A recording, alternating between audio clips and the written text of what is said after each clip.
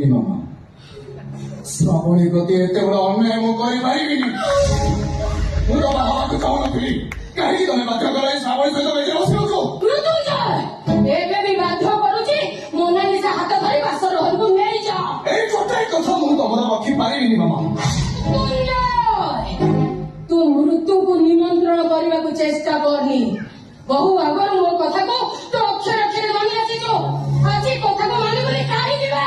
ଏଇଟା ତ ସିନ୍ଦୁରର ଅଧିକାର ମାମା। ଆଉ ସେ ଅଧିକାରରୁ ମୁଁ ତାକୁ କେବେ ବଞ୍ଚିତ ହେବାକୁ ଚାହିଁନି। ମୁଁ କହୁଛି, ତୋ ମାମା କହୁଛି, ତୋ ମାମା କଥା ତତେ ରଖିବାକୁ ପଡିବ। ଏ ପୁଅ ପାଇଁ